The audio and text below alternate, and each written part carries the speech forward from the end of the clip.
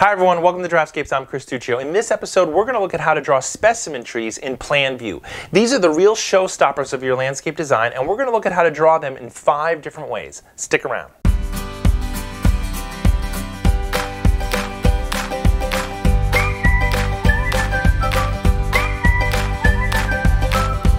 Okay everyone, so we're set up right now already with our drafting board, and we have my circle template, drafting triangles, some drafting pens, and I already drew some of our circle guides or templates with my circle template with my lead holder. As always, I'm going to simply just put everything that I'm using in the description. So I'm using, again, a 3-inch circle as my guide, but for the purposes of your own practice, you should probably use something more of like a 2-inch, a little smaller, be easier to practice with.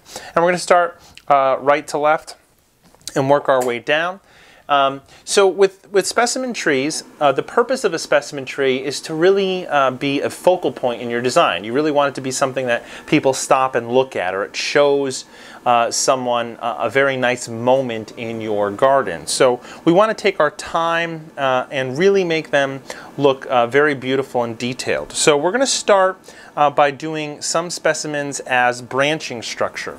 So for the first branching structure, what we're going to start with is just this sort of branching of 3s. So we're going to start with one branch like that, just with a little crooks in it, little nooks, 2, and then this will be 3. Okay, and we're going to, once we have those main 3 limbs, we're going to then thicken sort of the base of them. And I'm using my 1.0 drafting pen. We'll go back and forth between a few sizes today. And so you can see I'm starting to thicken the base, and then as I go up, I could add these sort of secondary limbs to each part of it. The secondary limbs don't necessarily touch the edge of the guide, but they do add a little more complexity and detail. Okay, something like that. Like that. Okay, so then when we have our overall shape sort of set, we're going to actually start by doing some circles. Okay, I'm doing some large circles with my 1.0 around the edges where the tips of my secondary branches are. Okay, and then also at random spots along the circle, just to try and catch the overall form of the tree as more circular. Okay, once I start having that set, I'm going to just do some smaller branches or tertiary branches off of those.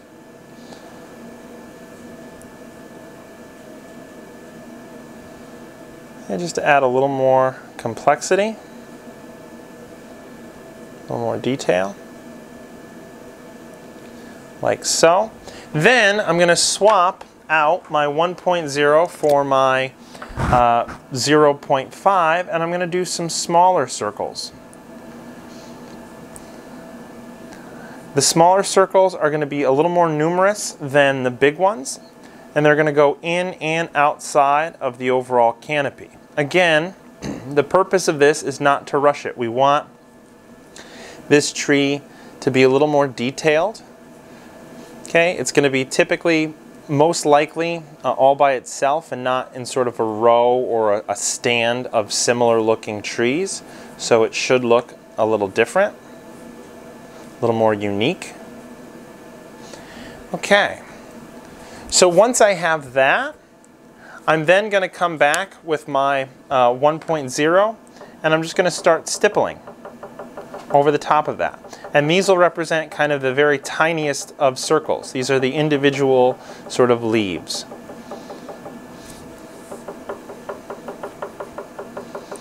And I'm stippling all around.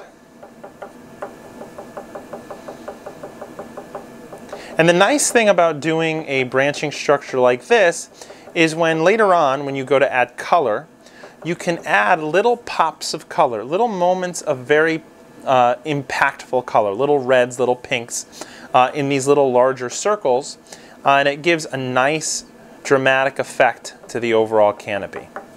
Okay, so we're going to just simply label this one branching 1. Okay, now we're going to come back and we're going to do a very similar thing for this second type. Okay, we're going to start from the center and we're going to do 3 styles of branches again. 3 main branches, just like we did before. Okay, and then we're going to come back once again and we're going to do some secondary branches off of those.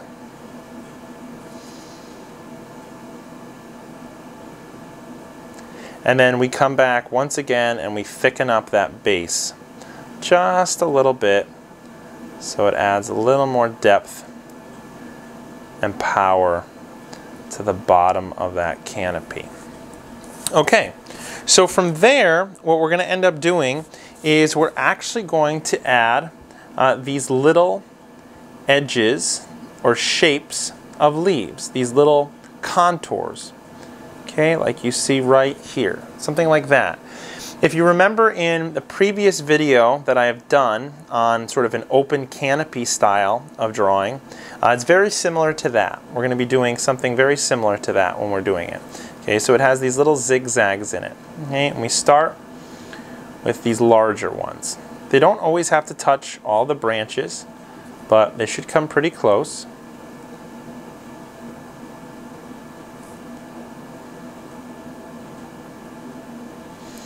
Okay, and now once we have the main structure, we're going to come off of that and we're going to do some of the secondary branches, or tertiary branches, excuse me. Okay.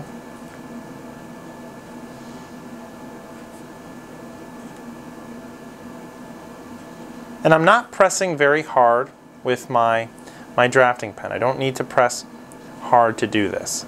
And you can see now, okay, as I start to do this, you can make some decisions about what you like or what you don't like. So, you know, I like how this side is coming out. There's a little opening here that I'm not really a huge fan of, so I might add a little jut of a tertiary branch and just add a little bit to that. Okay, now I'm finished with the overarching shape of it, so I'm going to come back with my 0.5 pen now, so my smaller shaped sized pen. And I'm going to add some other boundaries that are not linked to any sort of branches. And these are going to really round out the overall shape, so it doesn't look too wonky. It looks really truly like a circle. And then I could come in also and add some really minor branches here that you might not see be as thick as the other branches that we had looked at. Okay, they're a little thinner.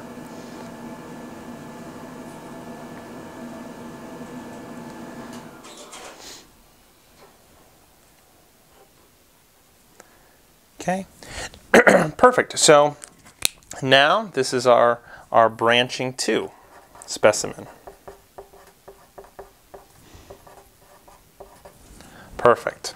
Okay, so now we're going to actually change gears completely. We're going to do something very different, and we're going to use our brush style pen. So this pen usually comes with many kits, so I'm using a Copic multi-liner, and so this is my brush tip. So it creates a nice sort of brush, a much thicker line. And so what I'm going to do is I'm going to use that to form these little pockets of shade in the canopy. Okay, this is going to be a very different type of specimen tree. We're sort of done with just overall branching structures. Okay, and I'm going to add these little pockets of shade, like so, to form a texture of the canopy. And I'm just doing random sort of little zigzags to make it look very natural. And then I come and I touch the tip of the circle guide. Okay, I don't have to do this perfectly. Some are long, some are small. Okay, you kind of will get the hang of what looks natural, what feels good. And I'm adding them mainly on this lower portion because the shade is going to mimic the actual light source. So the light source I'm imagining is coming from the northwest. So it's illuminating this top portion. It's going to cast a lot of shadow over here. And then I'm going to do the same thing over on the other side, where we're going to get more shadow. These are nice for when you want more of a detailed focal point type of tree, but you don't want to go through the whole struggles of doing a branching style. Maybe it's not necessarily a very powerful flowering tree, but something that just has a really nice fall color that you want to highlight as a focal point. This type of tree is nice. Okay, so once I've done that, okay, I have the overall type of shape that I'm looking for. I'm going to come back now with my 1.0 pen, and I'm going to stipple. I'm going to stipple within the shaded patterns.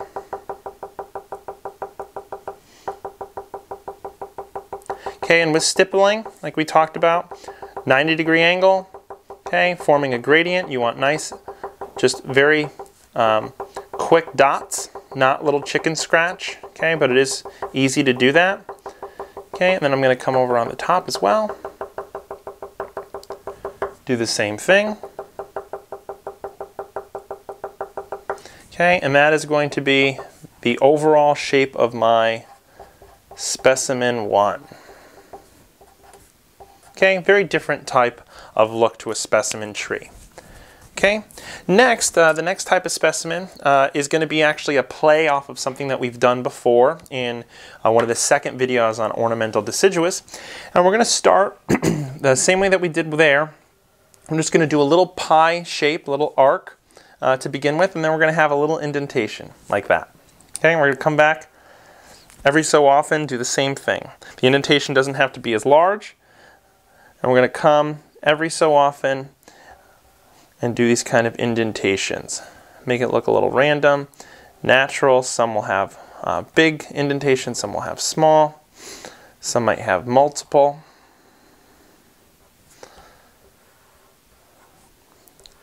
To form something like that. Okay, from there, I'm going to take my 0.5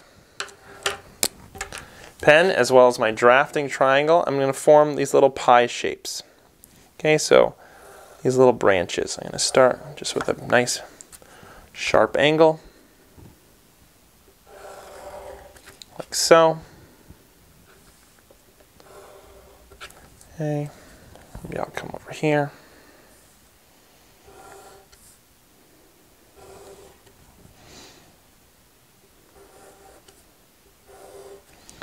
Like so. Okay, so then once I have this, it's pretty much similar to what we've done before.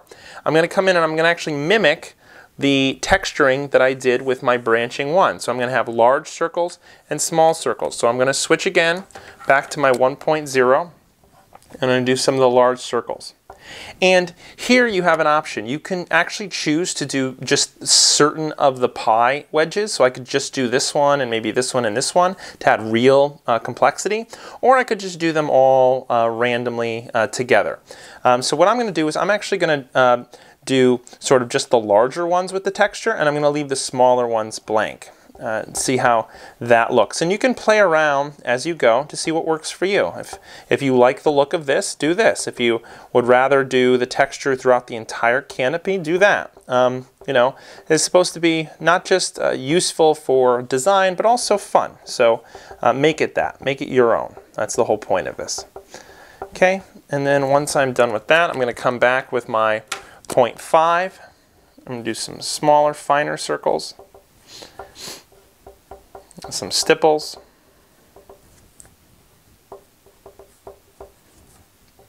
And again, the nice thing here, if this is a specimen that you're trying to highlight, you can color the different wedges with the textures very differently than something else. You can have these be more of the basic greens and then have highlighted colors with the wedges that don't necessarily have anything in them. Okay. So it's a very different, unique kind of specimen. We'll call that Specimen 2. Okay?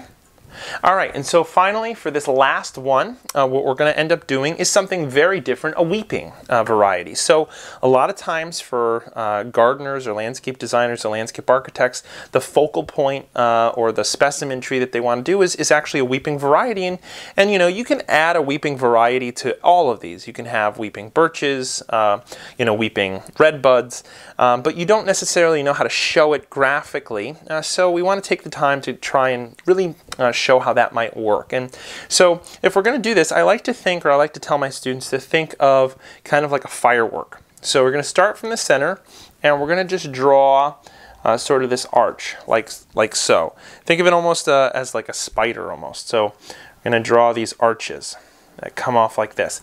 And I say that it's a plan view, but it's really not really a true plan view. It almost as if you're on an axonometric. You're kind of like at an angle looking at it when you finally draw it, because we're kind of seeing the branching structure as it happens. And then some of these are going to come all the way down, like so. And then some of them kind of extend up like that. Okay, so then from there, I'm going to add sort of these sort of frilly edges over the bottom of them. Okay, they're kind of like the edges that you had over here by branching number 2, but they're a little looser, a little more free-form. Okay, and they go up to the branching, and they kind of just stop. They're not complete bounded edges, so they're not looping back on each other. We do that all the way around.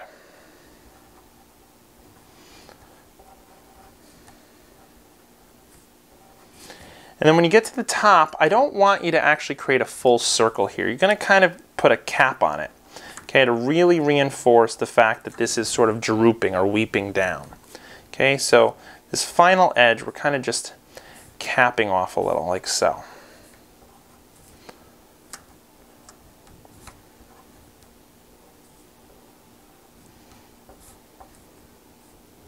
Okay, perfect, just like that. And then we're going to come back with our 0.5, and we're going to stipple a little. Okay, add a little bit of texture.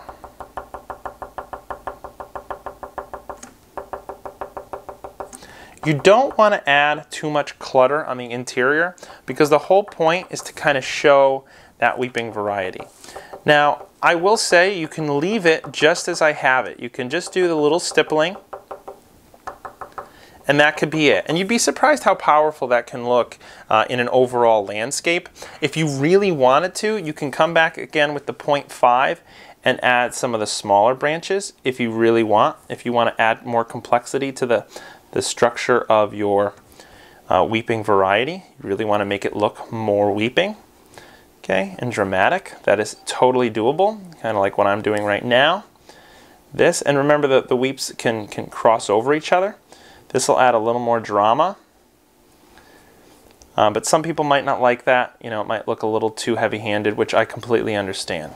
Okay, then maybe I add one more, kind of like that. Okay, you don't want to get too carried away with this, though. I'd say less is more in this kind of scenario. Okay, and that would be a weeping variety. Weeping specimen. Okay, well there you have it. We have 5 completely different ways of doing a specimen type of tree within your landscape design plan. Very different looks for very different types of trees, all of which you can use to really show a focal point in your landscape design. So take 1 or 2, really practice them, get proficient at them, and then really try and make them your own in your own plan and see how that works. Okay? Hopefully this was helpful, and I will see you at the next video.